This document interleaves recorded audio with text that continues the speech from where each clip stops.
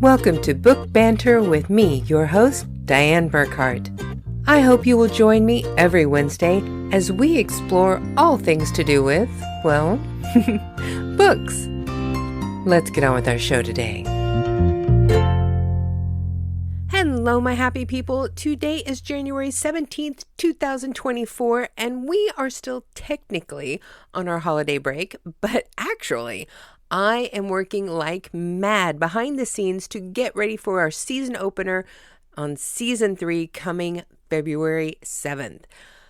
Oh my gosh, this season is going to start with a bang, and that's kind of an inside joke, and you'll get it here in a minute. We've decided that since Valentine's Day and love is such a big thing in February, we're going to start off the first 2 months of our podcast with a love fest. We're going to be featuring authors who write about self-love, romantic love, love of life, and travel and food. And also, we're going to have a few who talk about how to get over lost love. Now, be sure to check out the trigger warnings and the explicit content warnings that are going to be coming up on a few of our podcast interviews. Not to mention there's a few things I've had to bleep out of a few episodes, but I would say definitely check the descriptions of the podcast before you listen to an episode in the next few months. Because we do have a few subjects that might bother a few people to listen to, so make sure that you pay attention to that.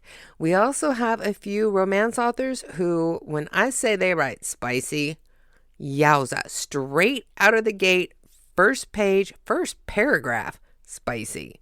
So be sure to check all of the descriptions of the episodes before you listen if there are things that trigger you. Just a heads up. But I have to tell you, I think you're going to love the authors that we have coming up.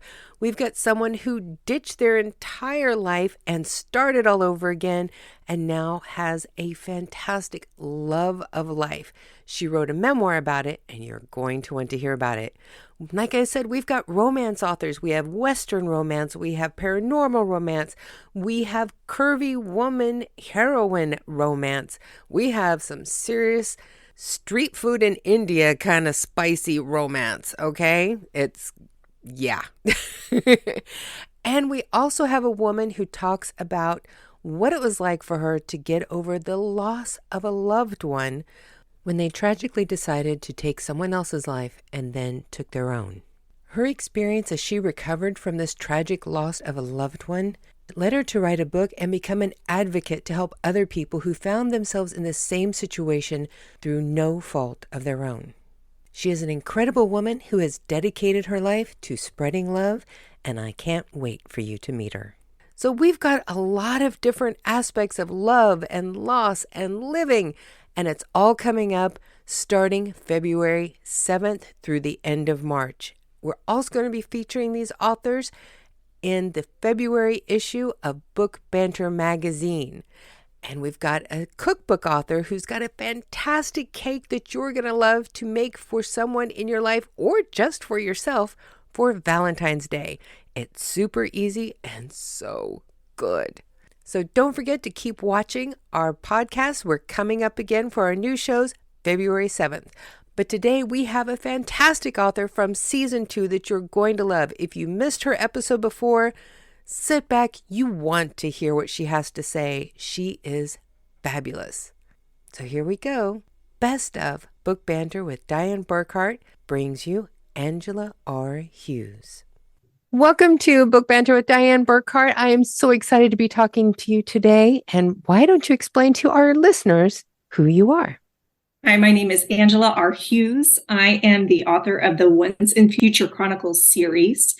I am what you would call an Arthurian Legends nerd. Actually, more than that, I am probably a mythology, particularly Celtic mythology nerd. I love history. I love the history of particularly England, Scotland, Ireland, and the whole Celtic history. I am currently living in Waco, Texas. I have 2 children, and I actually work for a publishing company, and I am a writing coach. which I really enjoy doing, mostly because I love equipping people to tell the stories that are inside them. And sometimes writing a book can feel like a daunting task, especially if you've never done it before. I like to help people know that they can tell their stories. So it's kind of a passion of mine, as well as telling my own stories in the Once and Future Chronicles. The Once and Future Chronicles, my first book, is Eleanor and the Song of the Bard. It chronicles kind of a more historical view of Arthurian legend, kind of the stories that most people don't know are part of Arthurian legend. And then my own twist, of course, of time, and book 2, Merlin and the Magic of Time, just released on Wednesday. Now, I know you actually list your books as historical epic fantasy. Yes. What about it makes it that epic fantasy? Well, it definitely has the historical elements as far as the setting and the time and the place. I've done a lot of research as far as trying to accurately portray as much as possible. Of course, I still have the whole romantic idea of fantasy involved in my storytelling. So I had that whole historical element of real myth, real legend, some aspects of Arthurian legend that are real to what's been written about Arthurian legend. But I like to include the fantasy elements, the high fantasy elements like the fae or the fairies, the dragons, and the mythical beasts and demons and creatures of the other world that my characters encounter. And then you have the adventure that they go on and the journey that they go through that is very high fantasy. Now, as somebody who also writes historical fiction, do you ever find yourself doing so much research that it almost feels like you're doing more research than actual writing? Yes. I think before I even started writing the series, just because I wanted to honor those who would read my books that are as involved with Arthurian legend as I am. Mm-hmm. So I found myself taking university courses on Arthurian legend and going down that rabbit hole very extensively. But I would go down that rabbit hole and, even to the point when you're researching, well, what poisons would have been available in the 5th century? Yes. That's probably one of the oddest things about researching something as a writer, when you're researching like poisons or yeah, things like that. You're like, please Google, I'm not trying to research how to actually murder somebody. I've really tried to do my best to really research this well, but then give myself permission to write what's in me, the story that I really want to tell without needing permission. And that can be difficult when you're writing something that's historical, because you really do want to make sure that you're also keeping that context in mind. Well, and you went a little bit further than just taking some classes on Arthurian legend. You actually lived in Ireland for a while, didn't you? Yes, I did. I actually lived there for 2 years. And then I also done some traveling in England and Wales, just those regions. But it definitely ignited something in me for the landscape and the mythology. I think different people are pulled towards different things. And for me, there was something about the history and the land and being there, absorbing it. It felt alive to me. I felt connected to it. The ancient history and the things that still remain in more European nations, there's something so alive and electric to me. The ruins that still exist, and lay my hands on it and experience it. I want to know the history. There's so much of Arthurian legend that did exist, that is true to history, and then so much of it that was captured by the Welsh poets and the Welsh historians that maybe became more fiction as things developed. But just to know, I think that's part of my journey of these books. I wish I could have gone back in time to see what aspects were real. What exactly is it about Celtic mythology that fascinates you so much? Good question. Part of it is the fact that I lived there. I was really fascinated with a lot of the history post-Roman, how the land changed, and then the Romans left, and a lot of them, the Celtics, started kind of trying to go back to their original roots. There was such an ancient, different way of thinking about life. You look at some of the older ancient cultures, like the Egyptians or the Sumerians, and kind of the way they thought about the spirit world, and a lot of the mythology that is most popular, like Greek mythology and Roman mythology. You have the whole idea of gods and goddesses and, the spirit world interacting with humans. And we call that myth, but I'm like, I think through the lens of people who lived in that time, maybe there were certain realities that they funneled into those myths that just don't make as much sense to us now. And something about Celtic mythology, the development of that world, there's a lot when it comes to Arthurian legend and even Celtic mythology that even kind of connects to Atlantis and a lot of these older worlds, like the original people coming to Ireland or even England, encountering giants. And I think I've always been a very imaginative child growing up, wanting to imagine certain things to be real. Yeah. Did the stones actually get there because giants threw them? Just all of those kinds of questions. And something about Celtic mythology really touches some of that fantasy element that fascinated me as a child reading books like George MacDonald or C.S. Lewis. My story takes place before there were castles and knights and a round table. It's an older mythology or legend of King Arthur. But just to think that there were men of honor or people that believed in something beyond just their present circumstances, that they fought and died for. Brotherhood is a big theme in my books. An essential thing that grasps me, and something about Celtic mythology, this brotherhood, this fighting, living, dying for one another, it energizes me. That is an incredible message to put through the books. Oh, thank you.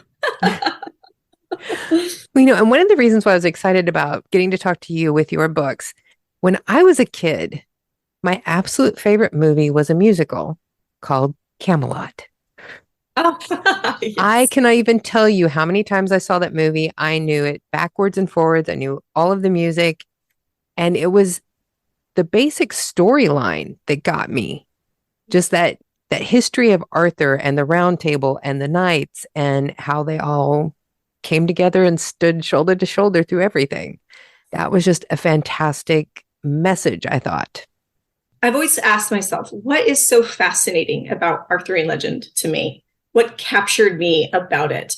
And then you look at the history. Before I got into Arthurian legend, I thought there was one book about King Arthur and the Knights of the Round Table. Oh, wow. Only as I studied it and went down that road of discovery with Arthurian legend did I discover that these stories had been told literally from early recordings of first century, people telling stories of this hero and these men that would live and die for one another. These essential stories have been told and retold almost more times than the Bible has been translated.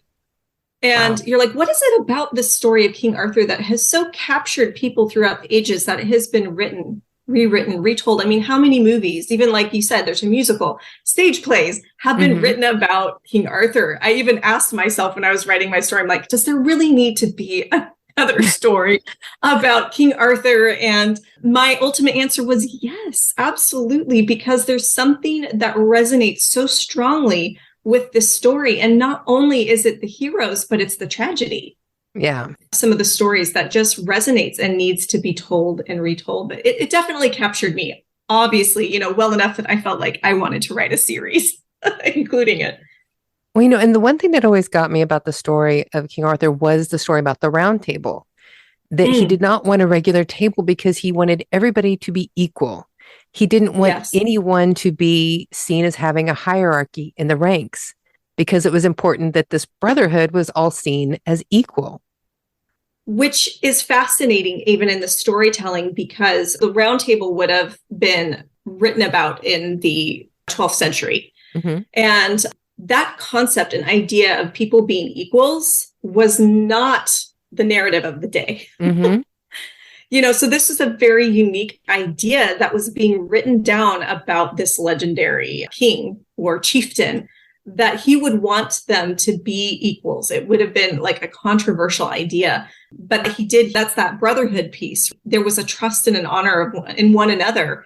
And that's something that was really fun for me to include in my books, because again, this is an older time where there would have been more rugged warrior-like people of the 5th and 6th century kind of took this idea of a tiled floor depicting the great bear of King Arthur and all of his warriors around him. So it became like this floor of equality where they stood upon these circles together instead of it actually being a wooden table, something a little bit more older and ancient.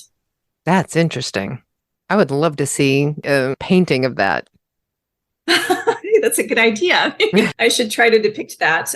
But I think that's where I really like to let my imagination wander with this, was if there really was a King Arthur that was 5th or 6th century, if there were these warriors, like what would they have looked like translated in a time where there wasn't knights, but there was still honor, where there were spears instead of swords, or, instead of armor, you had Celtic colors and leather bound chest plates instead, and really developing this fantasy world, because we don't really know. I mean, you can take from history, like what the warriors maybe would have looked like, the culture. But again, you would have had your Roman looking warriors mixed within them because they had been conquered by Rome for so many years. Yeah. What would that have looked like, and how would that have influenced the tales in a kind of a different spin? What story connected to Arthur do you think is most surprising? I think for me, the part of the Arthurian legend that really gripped me, and I think it's the story that I think of every single time I think of Arthurian legend, and it was one that really inspired me to write about Arthur, was, especially if you look into the older tales of King Arthur, the sword he pulls from the stone is not Excalibur. It is actually Euralius' sword. So depending on the mythos that you read, there's Uther and then there's Euralius. In some tellings, Uther is Arthur's father. In other tellings, it's Euralius who is Uther's brother. But that sword being placed in the stone by Merlin so that the right heir would pull it free. Arthur pulls that sword and actually goes into battle, and that sword is broken. It shatters into pieces. And so does Arthur, because he goes, this is what made me king. And he's not even king yet. In some of the earlier tellings, he pulls the sword. He's not king automatically. He's like, all of my calling, destiny that was attached to something I pulled from the stone that is now shattered into pieces. There was something gripping to me about the loss. And you'll see those themes a lot in my stories I write. What happens next when loss comes, when things seem hopeless, or when you feel cornered and you can't necessarily see the solution to where hope could be resurrected again? Seeing Arthur with that broken sword is just pivotal to me. And this is where he goes on the journey with Merlin, and he discovers the Lady of the Lake and discovers that he is called, and he's given Caladfilch, which is the Celtic Welsh version of Excalibur. The calling this time is that he really is truly king, and he's able to embrace that calling. And I think for me, and I think this is what I love about mythology and I love about legends and stories like this, is that really can even speak to us today. So many of us carry swords that were not meant to carry. They weren't made for us. Arthur wasn't meant to carry his father's sword. There was a sword that was his own. And sometimes we weigh ourselves down carrying somebody else's burden instead of finding the actual calling. Maybe that sword is what brought Arthur to a place of being able to embrace his calling, but it wasn't his sword. It wasn't made for him, and it wouldn't have worked. In fact, it shattered. And sometimes we have to come to that place of our sword shattering, of tragedy, of loss, to find out really who it is that we are and maybe who we thought we had been. That particular story, I still like to dig my fingers into that and pull up little truths that I've gleaned from it. That is some incredible insight.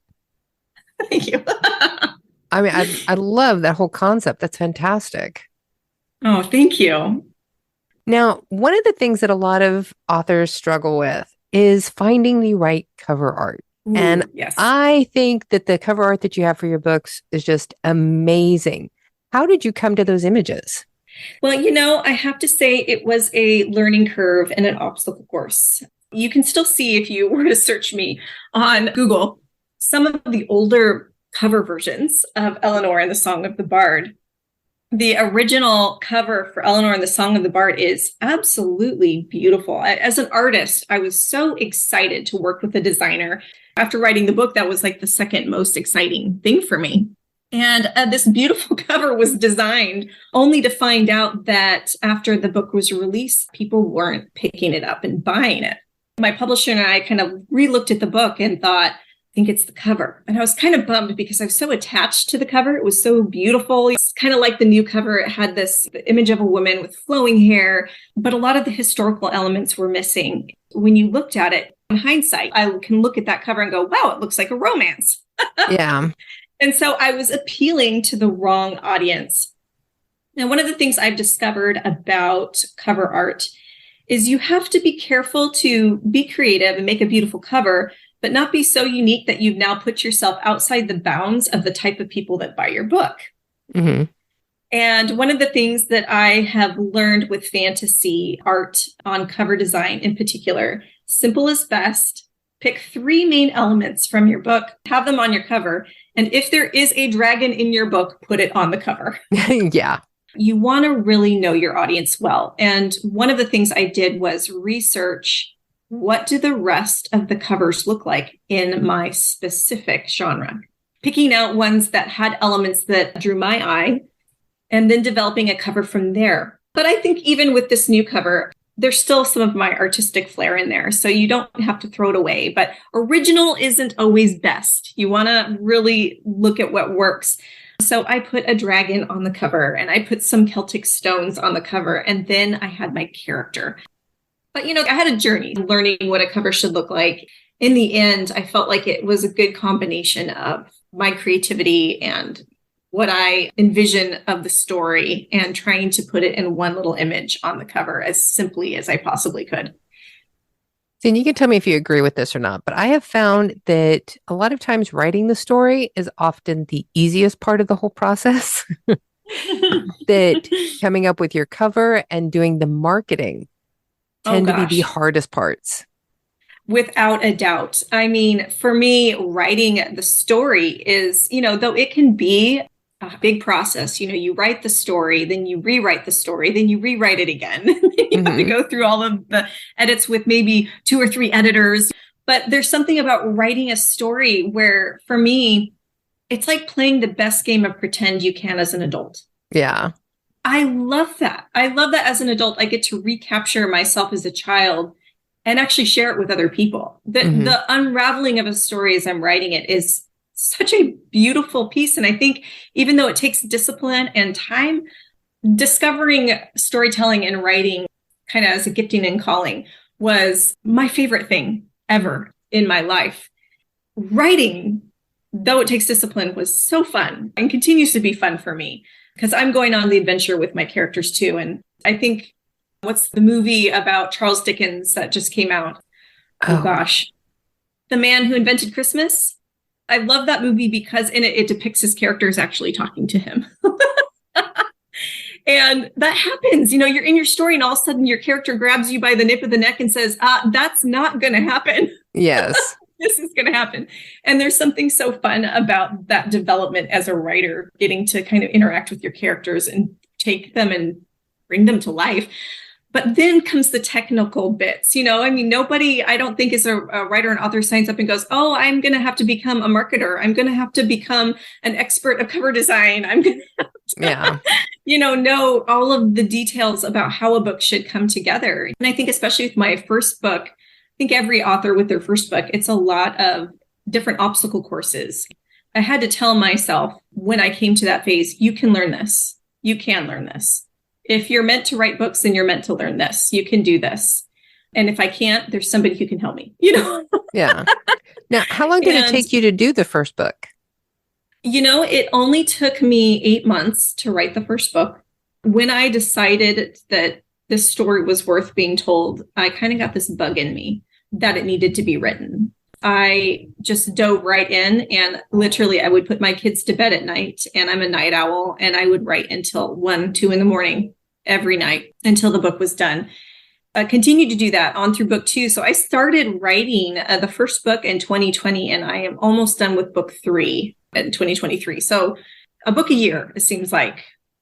Considering how long your books are, that's an impressive timeline. Thank you. because these are not small novellas here. We're talking like 400 plus page novels. Yes. Yeah. You'll find Merlin and the Magic of Time is a little bit of a smaller book. And part of that is just because as the story continued, it needed to go on to book 3. And that one will be a big, thicker book like book 1 was. but I would just sit down and write. And I didn't experience a whole lot of writer's block. There were times where it got hard to write. And I just would tell myself, just keep writing. You can fix this later. Yeah. Because I felt like when I got to a hard part, if I stopped to wait for it to fully develop, then I was never going to get through it. And so I would just write it and tell myself, hey, you can come back and fix this later. So really push through some of the hard parts just so that I could get to the parts that I was really excited about. It was almost like motivation for me. Like, no, you want to get to this part that you're really excited about. You can get through this scene and fix it later. And it was amazing how oftentimes I wasn't enjoying writing a scene, or it was like, for lack of a better word, like the constipated parts of my book that were hard to write. How I would get through those, and it was like tooth and nail to write them. And then I would reread them, and the gold I would find in them. I was like, how did I write that when I wasn't even feeling like I was enjoying the process as much? And it really taught me a lesson that it really kind of doesn't matter how I'm feeling about a portion of my book. I mean, I think our favorite parts as writers is always that feeling that you get when you're writing, when the magic happens and you get on that writer's stream and you're just going. But I've also learned that when I get to the parts that are harder to write, that I just kind of have this self-talk where I go, it doesn't matter that you're feeling like this is hard. It doesn't mean that the quality of your work is now going down the tubes, or that this part of the story doesn't matter. Just kind of coaching myself through it so that I didn't stop. Because I'm definitely a disciplined person, but I'm one of those people that once you put something down, it's hard to pick it back up again. So recognizing my own telltale signs of what I do when I stop. And for me, I recognized right away that what I was doing wasn't a hobby. Yeah. It was a calling. There was an importance to me, even if nobody ever read my book, but my family and friends, for me, even just for my children and for just leaving a legacy, it was important to me to write the stories and take it seriously. Now, do you keep up with how your book is standing in the rankings on things like Amazon? Yes, I do. I pay attention to it. And then there's times where I kind of have to give myself a break from it. You know, I want my books to do well, but the reason I wrote them wasn't to make money. Do you know where Merlin and the Magic of Time is standing right now? You know, last week it was number 1 5 days in a row. Yeah. It's now slipped down in the rankings a little bit, but I plan on helping that kind of boost again. Say, but it is trending so well in Arthurian fantasy and mythology. Yeah. It's doing very well. Which is super exciting to me. It helps me feel like even people enjoyed book 1 to buy book 2 so eagerly. Mm-hmm. I must have done something right with the first one for the second one when it came out to do so well. And it's getting great reviews. Thank you. Yes. Now, this is the point where we try and do 5 quick questions that never turn out to be quick, but we're going to try it anyway. Question 1. Who is your favorite character in Arthurian Legends? Geez, that's a hard one, but I have to say, even though we've been talking about King Arthur this whole time, Merlin is my favorite. I think part of it is because he's magical, he's mysterious, and there's so many different versions of him. Yeah. Merlin's like the other side of the coin of Arthur. And even in my stories, I have a more relatable, younger version of Merlin. And if you look at some of the older Arthurian legend, you'll see that there are depictions of him as a younger person and sometimes even a changeling and having a lot of different kinds of powers. And then there's also some really negative versions of Merlin. But there's something about him as just a mage, something magical, something mysterious, someone who shouldn't have been, someone who chose to do good when he was created to do bad. You know, you look at the old mythology of Merlin, demons basically created him, and he was born to help their kingdom, the fairy kingdom or the demon kingdom, depending on the version that you're reading, to help them take rulership of the earth. And he chose not to do that. That wasn't who he wanted to be. And I always love that about stories when you've got these people who are set up almost by fate or destiny to be evil, and they go, no, thanks. You know, you're telling me who I'm supposed to be, but that's not who I feel that I am. And there's something about those kind of characters that makes you want to cheer for them. Question 2. What is the favorite site that you have visited that has a connection to Arthur mythology? You know, I don't know if there is. Trying to think of a favorite site that I've been to. There's Glastonbury. Which, it's funny, you look at some of the actual historical context, it's become connected to Arthurian legend. Potentially it's, the island of Avalon, all of these things. And then a lot of that's, this is the bunk version. This is what was kind of an old 11th century prank or whatever that made this spot Arthurian legend epic. But there's still something just a little heart thumping and heart pounding about seeing it. Yeah. One of my dreams my husband and I have on our bucket list is to actually go and hit all of the hot spots of Arthurian legend, not just in England and Wales, but also in France, and even Germany has its roots in Arthurian legend, and just kind of hit some of these hot spots like the Hadrian's Wall. I really, really, really want to go see Hadrian's Wall. It would take a long time to literally hit all of these places. Definitely worth the travel, though. Yes. Number 3, what is a favorite memory that you have of being at a book signing or a fan meet and greet with just somebody who's interested in your books? It's almost so humbling when you have people, especially, I think some of my favorite things is you've got your friends and you've got your families and your support systems, people who have read your books. But when you meet a stranger, someone who has read your book and loves them, that light in their eyes, it speaks volumes. You're like, wow, somebody else has captured this story besides just me. But I have to say that my favorite experience as an author with someone who enjoyed my book and read it and came to me was actually when I was signing my book for my older sister. There's a scene in my book where Merlin stands up at a dinner table and he begins to do what he does. He sings this bardic song that is kind of releases a magic into the room. And there's people around this table and none of them are able to hear the song, at least hear it the way that it's meant to be heard, because their hearts are hard. But there's one character at the table, David, who hears the song and he understands it. And my sister said, I feel like I'm David sitting around the table and I'm the only one that can hear the song. Wow. And it hit me so profoundly.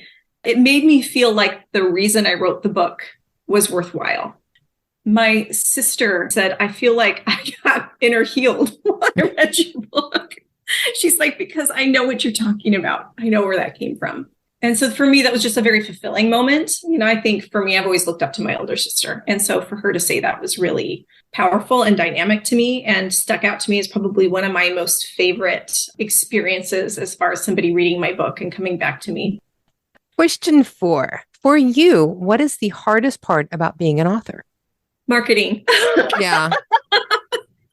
I think that's the hardest part. And yet through marketing, I have met so many other amazing authors. It's fun to get to meet people like that and get to discuss the stories with other people who understand where stories come from. Yeah. So there's the benefits to it, but that's the work piece for me. Discovering, especially because it's always morphing and changing, because there's all the ways that you're supposed to market. It's always changing and, keeping up with everything. And yet at the same time, I've given myself permission to go, yeah, but that's not how I'm going to do it in certain aspects. I'm a storyteller and I want to remain that throughout all of the way that I market. I think somebody told me once, they said, marketing is best when you are you times 12. Yeah. So it needs to be me at my passionate best, because that's what's going to make people read the book, is them knowing how passionate I am about my stories, not them feeling like I'm just trying to sell them a book. Well, and I think people are becoming so marketing savvy anymore that they can tell when somebody is being inauthentic. Yes. And that is a huge turnoff. But when somebody, it doesn't matter how nerdy or how goofy you are, if you are being your authentic, true self and just being honest with your audience, yes, it comes across and people connect with that. Question 5. Do you enjoy doing interviews like this, or do you dread them? I love them. I think part of the reason is because I love talking about what I love, which is my stories and my books. It gives me an opportunity to nerd out. And I'm a public speaker. Before I was even an author, I like speaking. I like being in front of people. But I have to say, there is always that intimidation that comes before an interview. Yeah. Like, what question are they going to ask? Is there going to be something that all of a sudden in the moment, I don't know? So I always have those kind of like little nerves. I don't know. I always have this thing in me. I want to honor the people that are inviting me on. You're like, I hope I'm going to do, their podcast justice, or whoever's interviewing me justice. So there's always that little bit of pressure. But always, once I'm on doing the interview, sometimes I have to tell myself, okay, Angela, be quiet now. Stop talking. Because I get so excited, and I am passionate about my stories and my books, and I feel like my stories are worth reading. So it gives me an opportunity to talk about it to people who also love stories. So I get excited. Why don't you give us a little bit of a synopsis of your first book?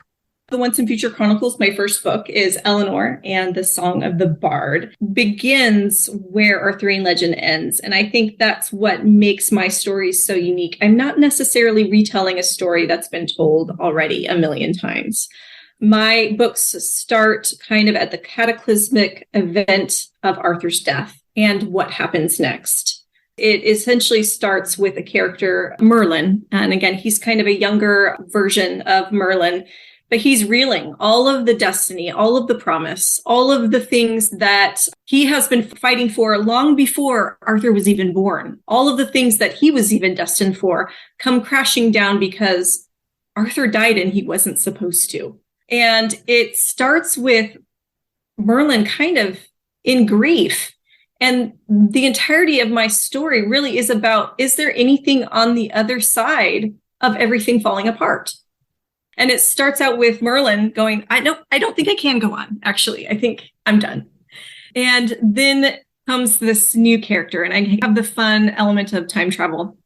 But this new character, Eleanor, who comes into the fray and kind of starts to reawaken the land, reawaken Merlin through the relationship that they have, the magic that gets reawakened, and kind of this old kingdom that was meant to fade and die doesn't, maybe in fact need to die.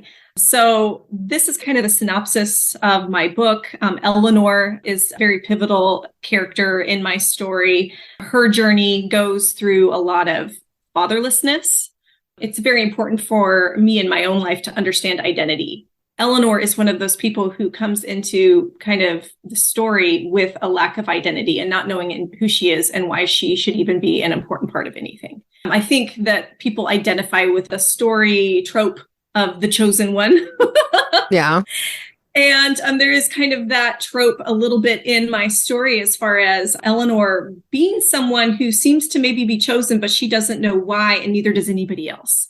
And kind of on this journey of like, the mystery of discovering what it's all about. And I think that was one of the fun parts of my book and continues throughout the series, is kind of this mystery that slowly unravels throughout these questions that start just with a bang at the very beginning of the story that make you want to turn the page and find out, what is this all about? What is the mystery? Why is Eleanor here? There's the mystery of how she even ends up in the 5th century, which makes it a fun read.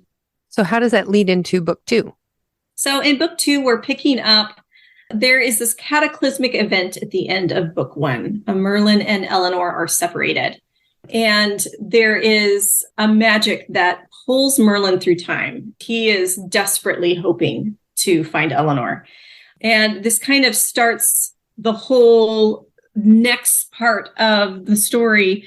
Is there a way to find her now that he's stuck through time, taking all of this 5th century Merlin and putting him into a modern era and discovering that maybe there's more to the future than just finding Eleanor. Maybe it has to do with Arthur as well.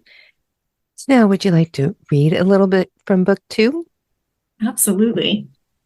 All right. So this is book 2, Merlin and the Magic of Time. Chapter 1, The Bookshop. Merlin walked through the door of the bookshop, his heart thumping and his fingers tingling.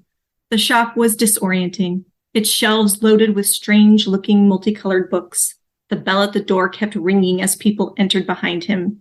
Each chime made Merlin anxiously peer over his shoulder. So many foreign sights and sounds invaded his senses.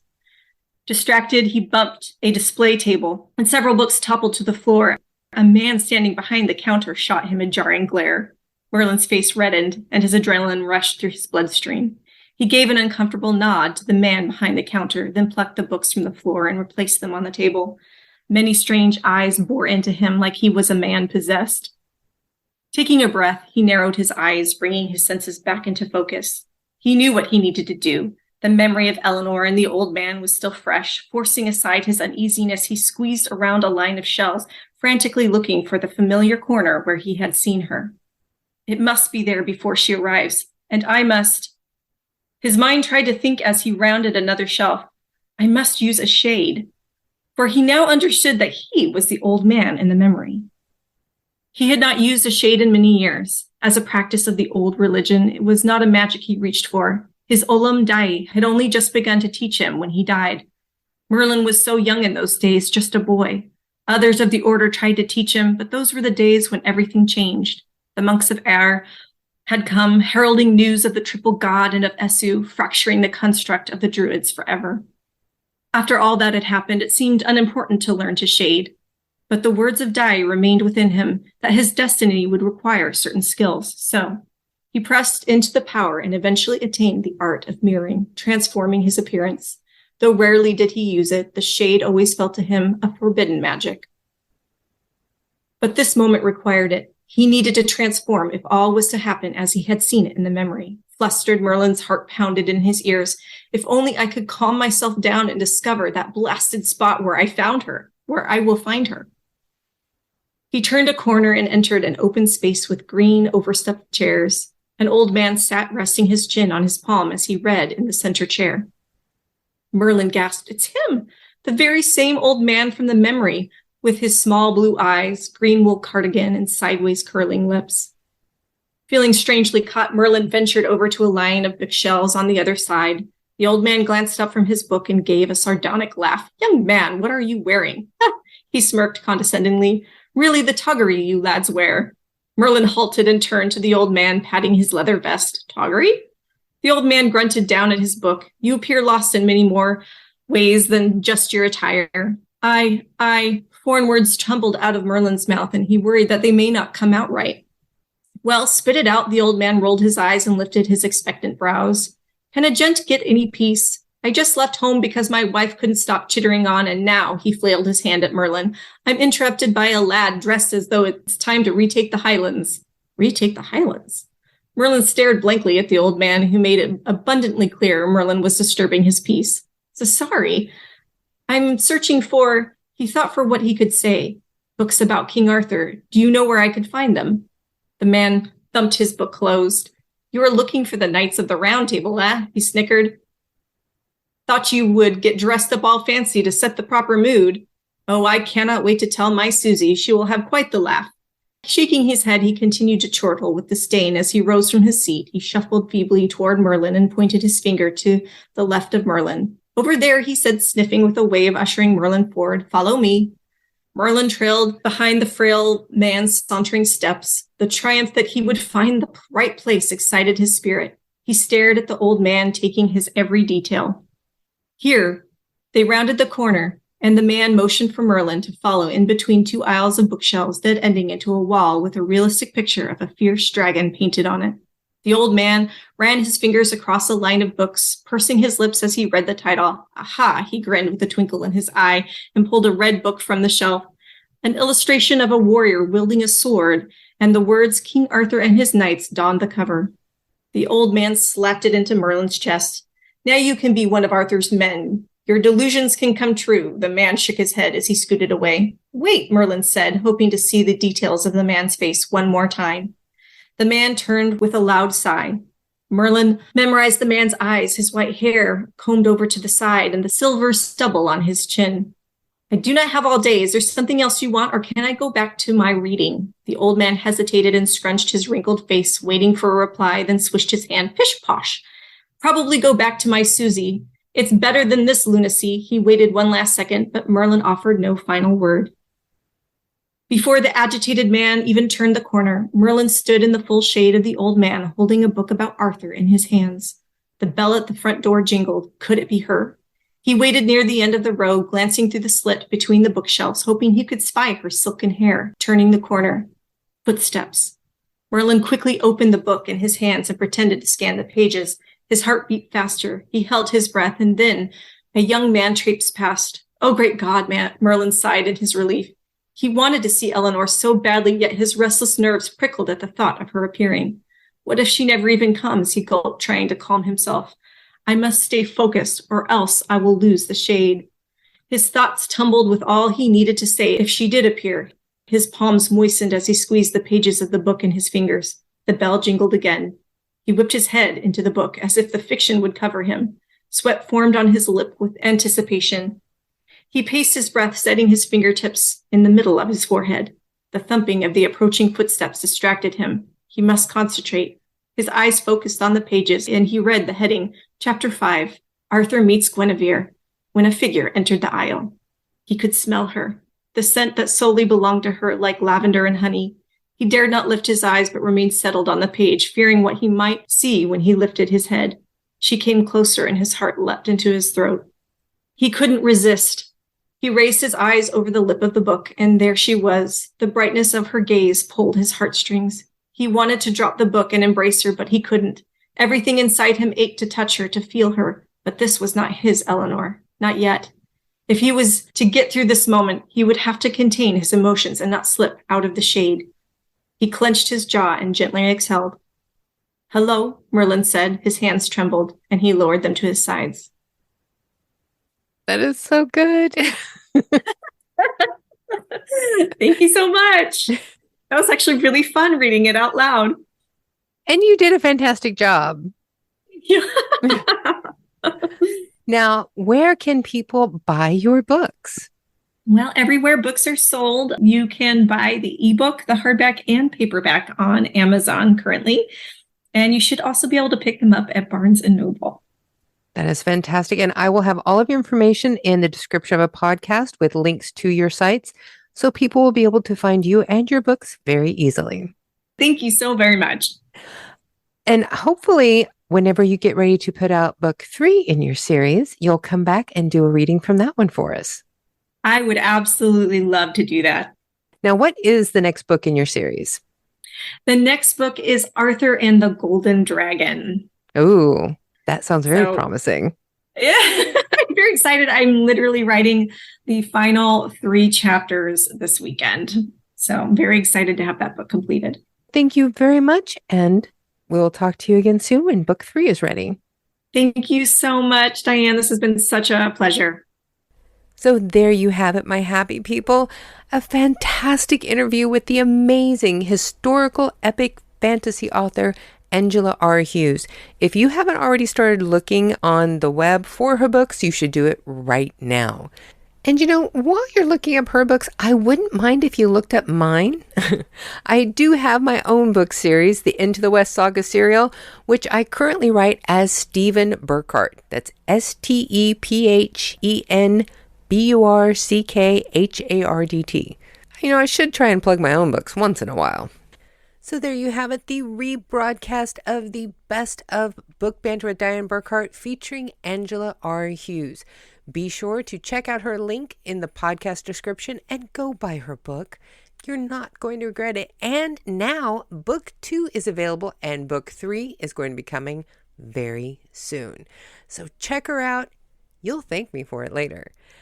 Don't forget to come back on February 7th for the brand new episodes of Book Banter with Dianne Burckhardt, the Book Talk podcast.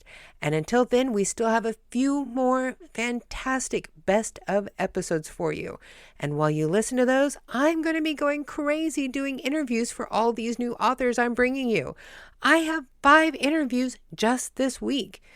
It's a madhouse here, but it's all for you. You're going to love it, I promise.